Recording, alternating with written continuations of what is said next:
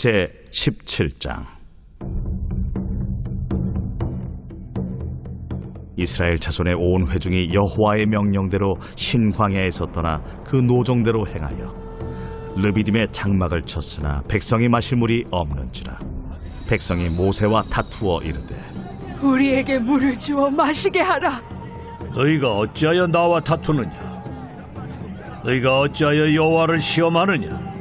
거기서 백성이 목이 말라 물을 찾으매 그들이 모세에게 대하여 원망하여 이르되 당신이 어찌하여 우리를 애굽에서 인도해내어서 우리와 우리 자녀와 우리 가축이 목말라 죽게 하느냐? 모세가 여호와께 부르짖어 이르되 내가 이 백성에게 어떻게 하리이까? 그들이 조금 있으면 내게 돌을 던지겠나이다. 백성 앞을 지나서 이스라엘 장로들을 데리고 나일강을 치던 네 지팡이를 손에 잡고 가라. 내가 호렙산에 있는 그 반석이 거기서 내 앞에 서리니 너는 그 반석을 치라. 그것에서 물이 나오리니 백성이 마시리라. 모세가 이스라엘 장로들의 목전에서 그대로 행하니라. 그가 그곳 이름을 마사 또는 무리바라 불렀으니 이는 이스라엘 자손이 다투었으며 또는 그들이 여호와를 시험하여 이르기를 여호와께서 우리 중에 계신가 안 계신가 하였음이더라. 두 랩돈 한 과부가 자기의 생활비 전부인 두 랩돈을 하나님께 드린 내용입니다. 제가 그 찬양을 준비하기는 전혀 몰랐지만 주보에 제가 글을 하나 실었는데 그 찬양을 부른 찬양대원들의 그 찬양의 은혜가 됐겠지만 여러분 주보 뒷면 가운데를 보시면 주님의 소가 죽지 않아야 합니다. 이런 제목의 글을 제가 하나 실었었는데 좀 보시기 바랍니다. 어느 농부가 자기 집에 소가 2마리의 새끼를 낳았다고 너무너무 좋아했습니다. 그런 아내에게 한 마리는 하얀 송아지이고 한 마리는 얼룩 송아지인데 2마리 중에 한 마리는 잘 키워서 주님의 사업에 쓰자고 제안을 했습니다. 그래서 아내가 물었습니다. 여보, 어느 송아지가 주님께 드릴 송아지입니까?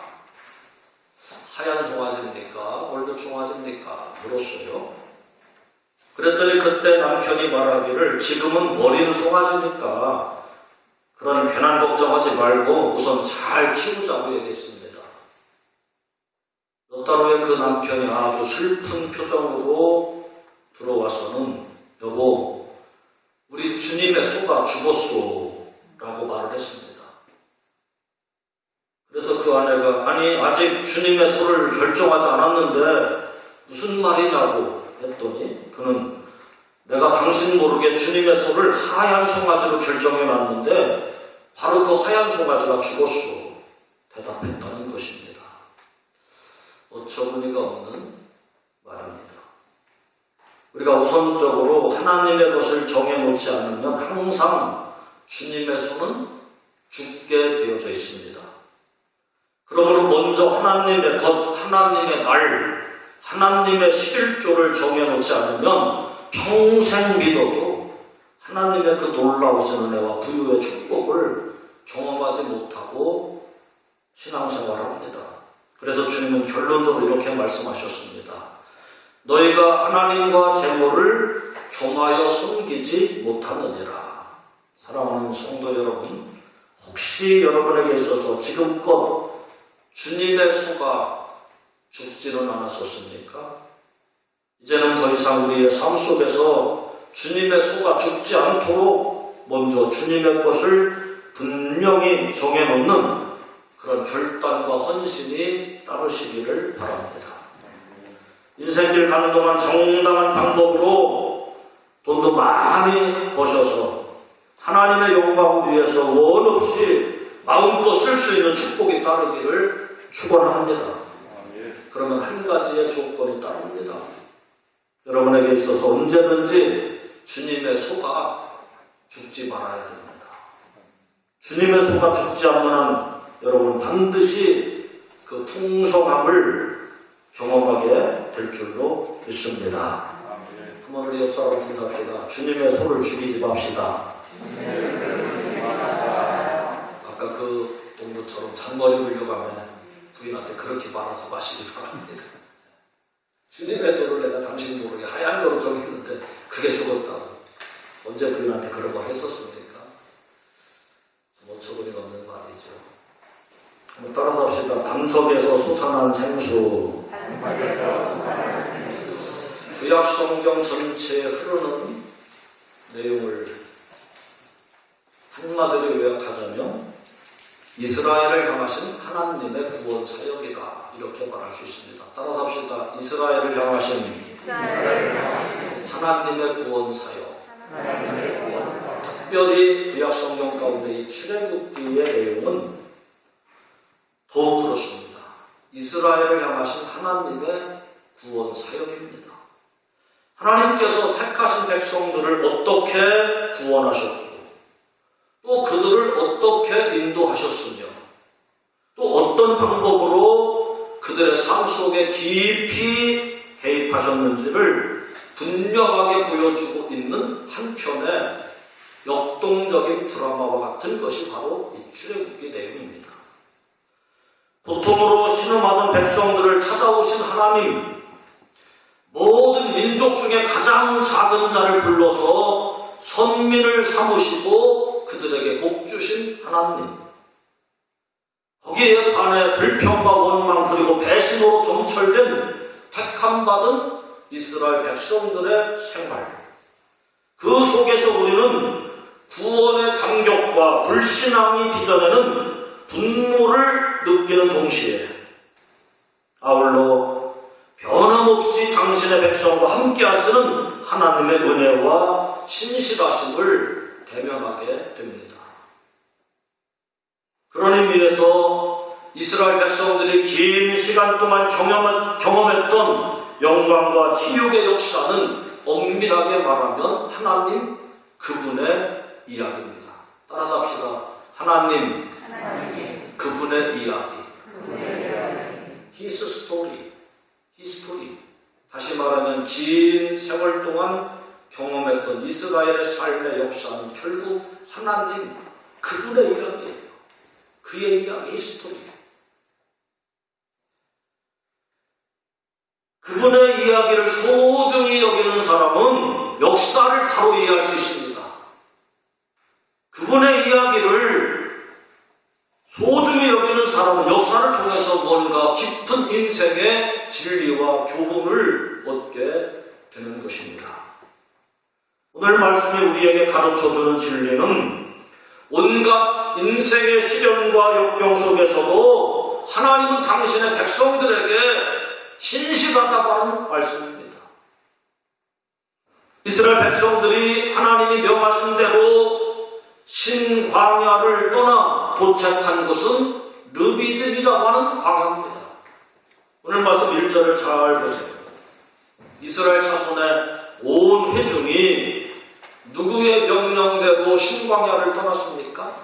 여호와의 명령대로, 하나님의 말씀대로, 여호와의 명령대로 신광야에서 떠나 그 노정대로 행하여 르비딤의 장막을 쳤으나 백성이 마실 물이 없는지라. 여러분, 하나님이 명령하신 대로 여정을 떠나서 르비딤의 장막을 쳤지만 마실 물이 없었어요. 장막을 쳤지만 뜻밖의 그곳은 물이 없는 척박한 땅이었습니다. 즉 말씀에 순종했음에도 불구하고 순종하는 자에게 보이는 것은 약속된 복이 아니라 오히려 예상하지 못했던 고난만이 그들을 기다리고 있었다는 말씀입니다. 여러분 어떻게 생각하십니까? 아니 여호와의 명령대로 여정을 따라갔다면서, 아니 하나님 말씀에 순종하면서 나아갔다면서, 그러면 여호와의 하나님께서 시원한 물을 준비하시고 푸른 초원을 준비하시고 맛난 음식을 준비해놓고 복을 주셔야지. 아니 명령대로 따라갔다는데 왜 마실 물이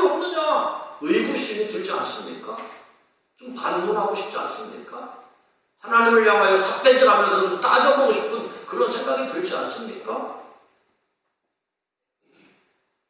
여기서 신앙의 깊이가 나타납니다.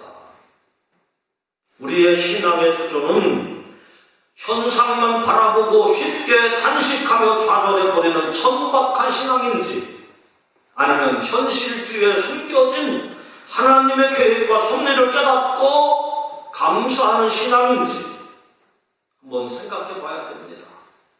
원래 믿음이라고 하는 것은 평소에는 그 진가가 잘 드러나지 않는 것입니다. 가정이나 교회, 사업이 순탄하게 잘 될 때는 믿음이 절박하게 피르지 않은 것처럼 여겨집니다.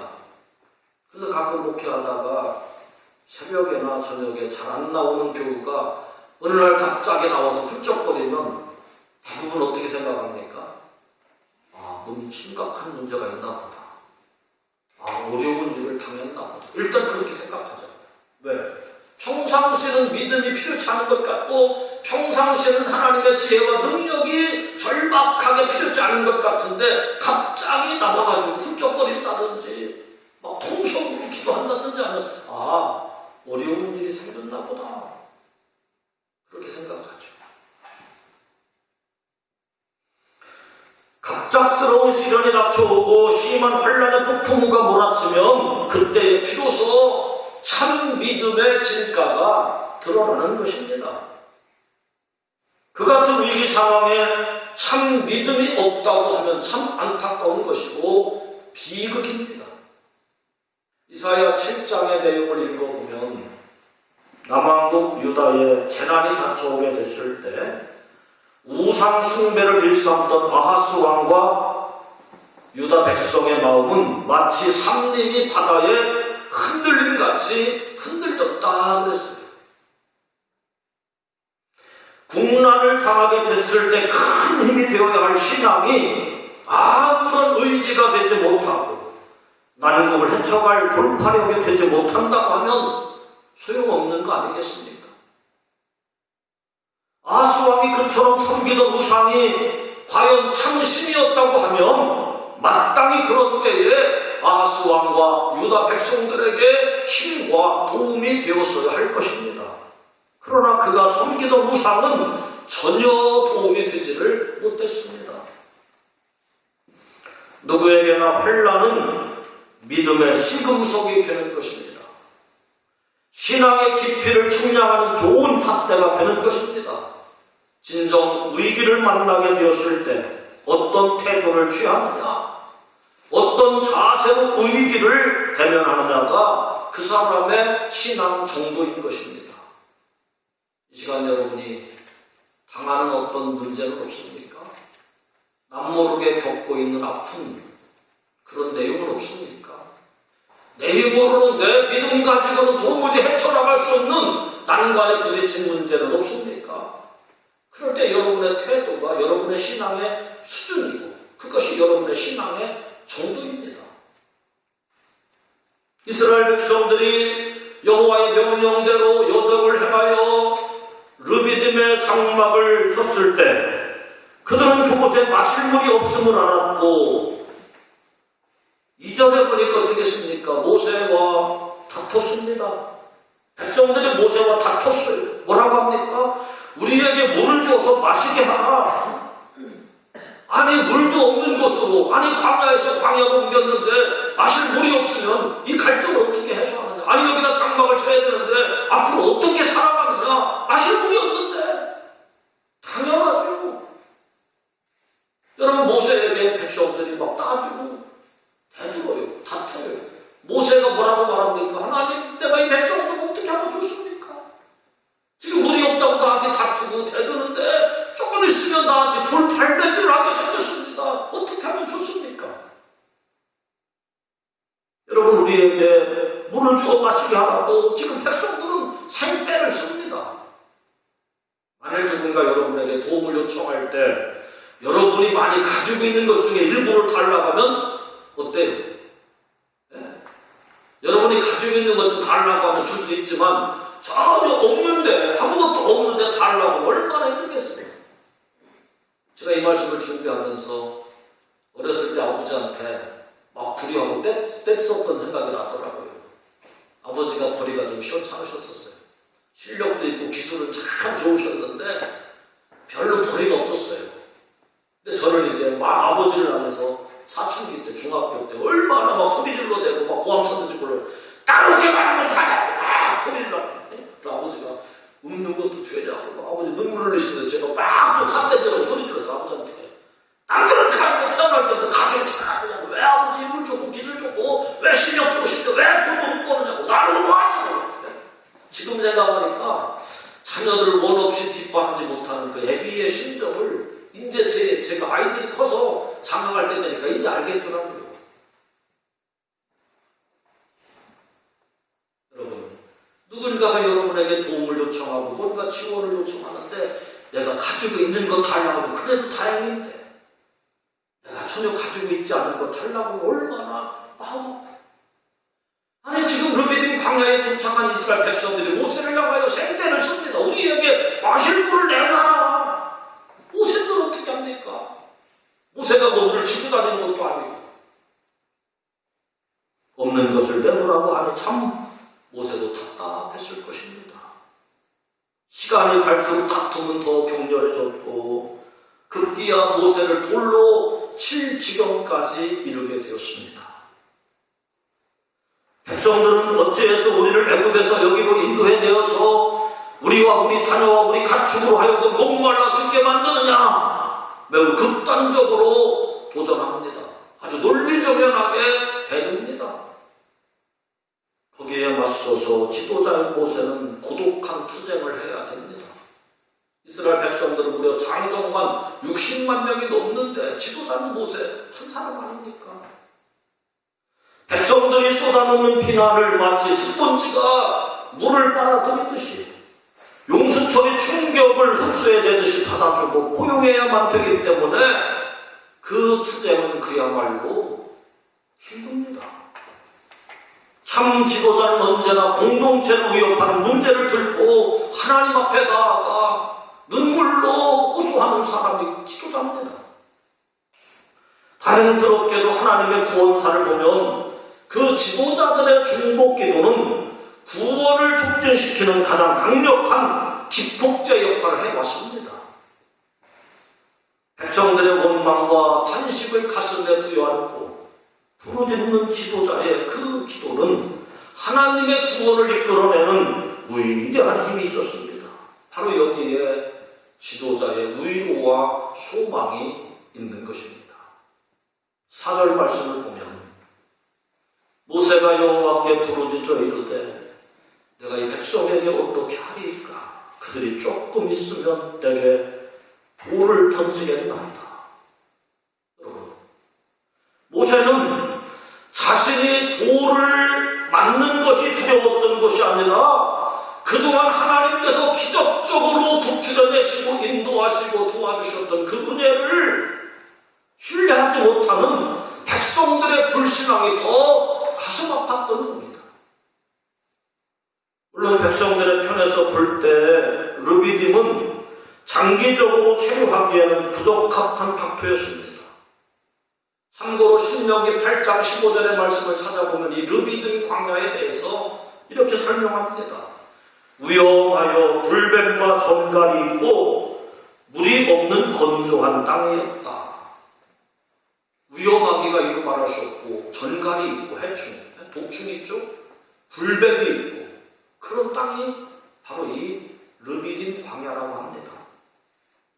당연히 불평할 수밖에 없는 환경 조건입니다. 그러나 하나님께서 지으신 모든 것이 손안에 감사함으로 받으면 버릴 것이 없나니 하는 말씀처럼 내 앞에 지금 당장 닥쳐진 부적합한 환경, 내 앞에 닥친 광야 생활까지도 하나님이 허락하신 변장된 은혜임을 깨닫고 감사한다면 그 자체가 복인 줄로 믿습니다. 실로 광야는 복의 땅, 약속의 땅으로 들어가기 전에 반드시 거쳐야 할 훈련소와도 같은 곳입니다.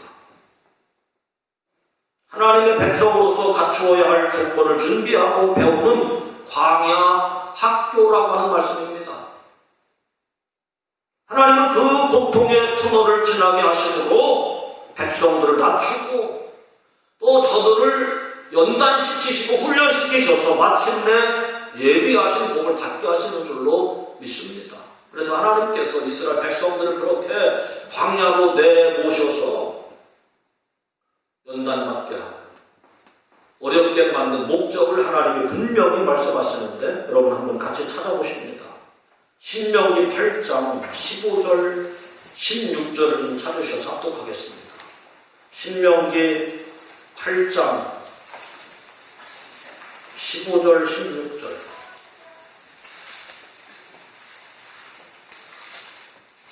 왜 하나님께서 이스라엘 백성들을 그 르비딤 광야로 가게 하셨고 또 그렇게 그 르비딤 광야를 경유하게 하신 목적이 무엇인가 하는 것을 신명기 8장 15절 16절에 이렇게 말씀합니다. 같이 읽습니다. 시작.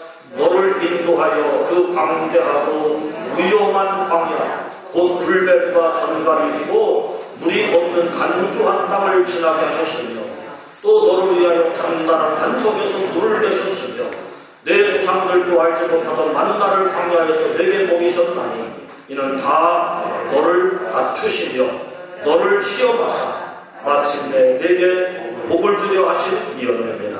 할렐루야. 왜 하나님께서 그들을 광야 학교로 왜 광야 훈련소로 모셨는가 하는 목적을 여기 말씀합니다. 이는 다 너를 낮추시며 너를 시험하셔서 너로 하여금 하나님이 예비하신 복을 받게 하려 하십니다. 할렐루야. 이스라엘 백성들이 금방이라도 돌질을 할 것 같은 긴박한 상황에서 모세는 하나님 앞에 부르짖었고 그 응답으로 하나님은 친히 백성의 삶 속에 개입하셨습니다. 5절 6절 말씀을 봅니다. 여호와께서 모세에게 이르시되 백성 앞을 지나서 이스라엘 장로들을 데리고 나일강을 치던 네 지팡이를 손에 잡고 가라. 따라서 합시다. 지팡이를 손에 잡고 가라. 이 지팡이는 나무 지팡이입니다. 나무 지팡이. 모세가 들고 다녔다는 지팡이를 성주순례 가서 봤는데 빼짝 말라서 비틀어진 한 1m 한 5~6cm 정도 될까요? 나무 지팡이에요. 나무 지팡이. 그 양을 칠 때 이렇게 가지고 다니던 나무 지팡이. 그래서 우리 엄지손가락 정도 두께보다 조금 더 두꺼울까요? 별거 불품도 없는 빼짝 마른 생명도 없는 마른 지팡이입니다. 그런데 하나님께서 그 지팡이를 들고 백성들 앞을 지나서 장로들을 데리고 가라는 거예요. 그러면 여러분 상식적으로 생각해 봅시다. 물을 찾으려면 어디로 가야 될까요? 좀 낮은 땅을 가든지 무슨 산자락에 계곡을 찾아가든지 해야 땅을 파면 물이 나올 거 아닐까요? 그런데 하나님이 말씀하시는 내용을 잘 보세요. 6절에 내가 호렙산에 있는 그 반석 위 아래도 아닙니다. 반석 아래도 아니고 산 끝에 어디 뭐 산자락 밑에 계곡도 아니에요. 호렙산에 있는 반석 위 거기서 네 앞에 서리니 너는 그 반석을 치라. 이야, 이게 과학적으로 전혀 안 맞는 얘기예요. 아니 상식으로 아까 말씀드렸지만 물을 구하려면 좀 뭐 어디 계곡 쪽으로 내려가든지 무슨 뭐 반석 밑을 파든지 반석 위로 올라가는 거예요. 또 호렙산에 올라가서 반석 위로 올라가라. 그리고 뭘 가지고 가라? 네가 손에 들고 있는 그 나무 지팡이를 들고 가라. 여러분,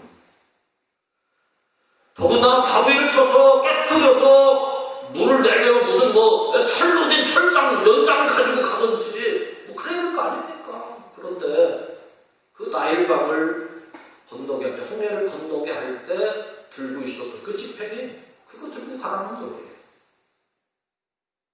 여러분, 이 모든 것이 하나님의 능력, 하나님의 개입이 아니면 도저히 불가능한 일이었습니다.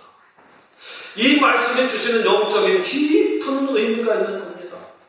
결국 하나님은 인간의 상식을 뛰어넘는 초자연적인 힘, 초능력을 행하시는 줄로 믿습니다.